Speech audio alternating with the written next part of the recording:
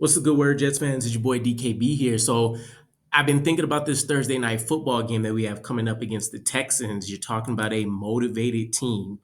Texans are first place in the AFC South. I've already seen the comments about D'Amico Ryans and kind of having those nightmare, replays in his head about how the Jets were able to just completely dominate his team last year, and he wants his revenge. So not only motivated to continue to stay at the top, and of course beating another AFC opponent always helps with the tiebreakers, et cetera, et cetera. He's also personally motivated, not only to just best his former I wouldn't say teammate, but former coaching partner in Robert Saleh and Jeff Ulbrich, but also just trumping the Jets, right? You want to get your get back here. Joe Douglas could follow what happened to Robert Saleh not too long after this game, and then the floodgates really open, right? The question that has to be answered is at 2-7, which is what our record would be after losing to the Texans potentially, would that then completely open up the floodgates to trades? If you aren't aware, the New York Jets have a absolute monster of a list of expiring contracts, and these just aren't all no name, no bodies, right? The biggest, I would say, wall or biggest roadblock here was going to be the fact that if the New York Jets still were somehow within the calculation of being able to reach the playoffs, no matter how small, you'd have to imagine Woody Johnson doesn't want to indicate that he's waving the flag on the season, especially after upping the ticket sales, especially after all of the hype that we've had, right? You probably won't see another One Jets Drive video out there this season based on how things have gone. And there's huge questions around Aaron Rodgers, huge questions around Devontae Adams, huge questions around not only would our best draft class, which is the 2022 class, Brees Hall, Garrett Wilson, Jermaine, Sauce Gardner, can we find a way to convince these guys to stay? But do we have enough of a core to even build anymore, right? Don't forget the crux, I don't want to say Achilles heel, but the walking stick that the Jets used to consider themselves a formidable team was on the back of this Jets defense. And as you can see without Robert Saleh, not to say that Jeff Ulbrich is doing, obviously the job is terrible. Let me figure out the best way to say this.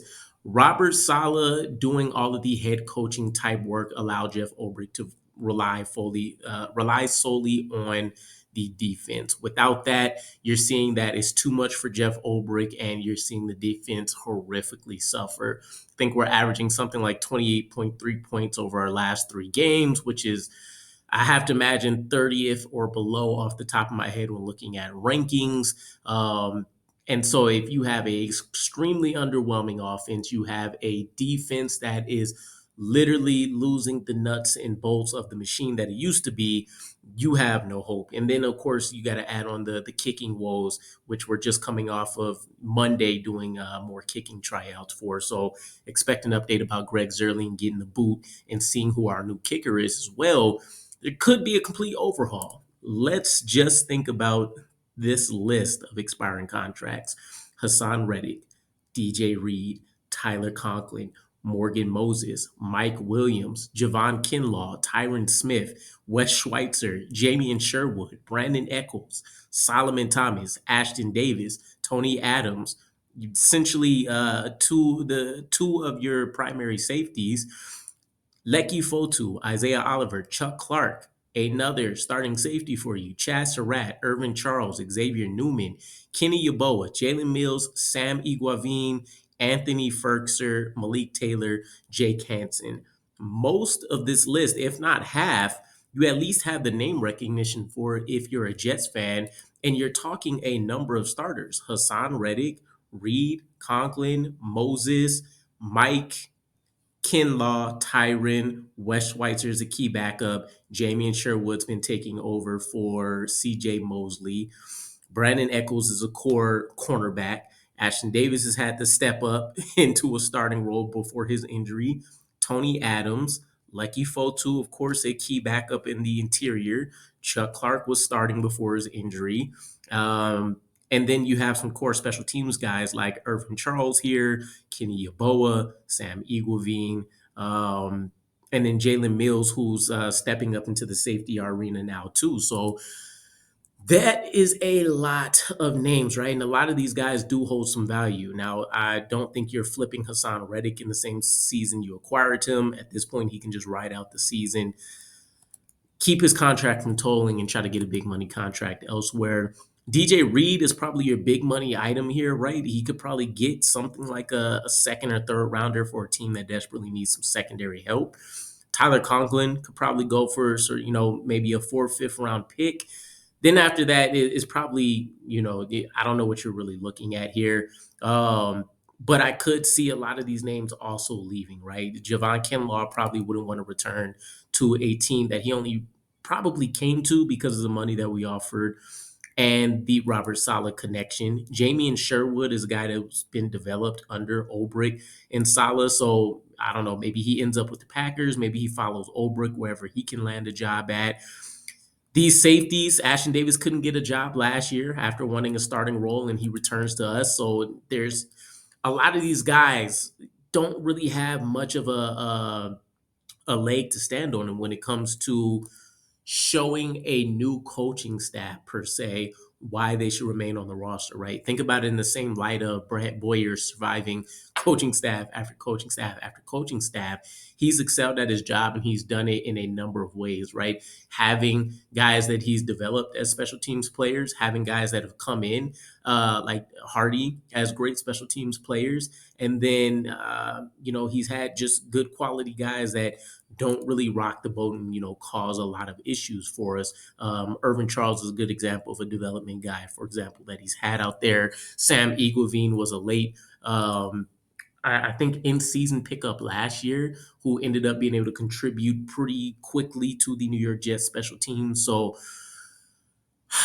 I'm very curious what happens here. And personally, I'm letting as many of these guys go as possible. The New York Jets season is over, and realistically, it probably behooves the Jets to at least take a look at a lot of these UDFAs that we picked up. Take a look at a lot of these guys. It's crazy to say that we're at this point. These bottom, roster, mid roster type guys that usually wouldn't get much of a look outside of maybe garbage time or something like that. Give them some run, see what you have. Maybe they can at least become core backup guys, core special teamers for whatever the next coaching staff looks like. But there's really, a roster that quickly got veteran heavy after pretty much taking the stance that we're going to develop a lot of this youth. We ended up supplementing it pretty quickly, thinking our we had a better playoff window than expected here. So for Joe Douglas, I can't remember if I touched on this at the beginning of the video or not. I don't know the merits of keeping him as a general manager right now. Obviously, that work will go to a bunch of other people. We also lost guys like Chad Alexander. And I'm forgetting the other name, but guys that we never fully even replaced. So maybe the writing was kind of on the wall with that the Jets didn't really decide to make moves right then and right there.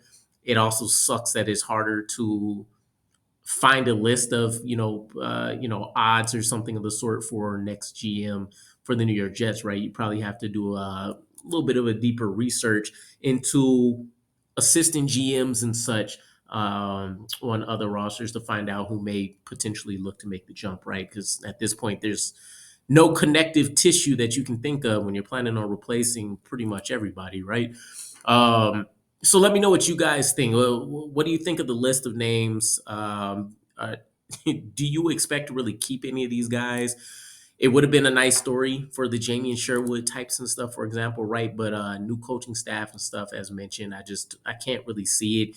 And these guys deserve better. I mean, honestly, I'd like to try to take the emotions out of dealing with a lot of these contractual situations when it comes to trades and stuff. But Tyler Conklin has left a ton out on the field for us. DJ Reed has looked absolutely phenomenal for us, especially considering he could have easily become an afterthought after us drafting Sauce.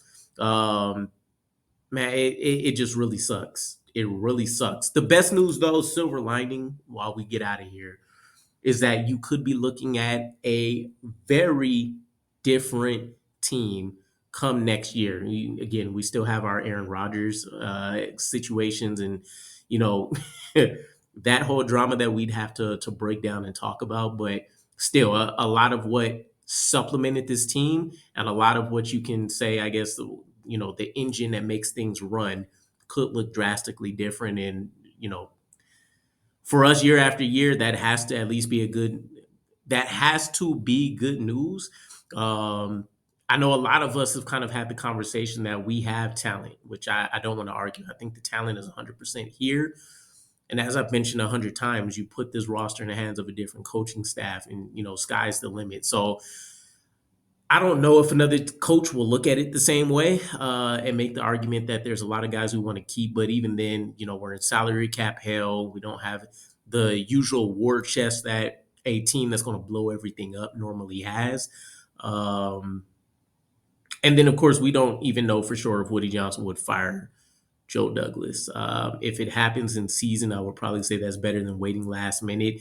And then you get weird situations like what Joe Douglas came into, where he didn't even really get a first draft class, as you would normally expect with the team. So, nonetheless, let me know what you guys think, and I'll catch you again. Peace.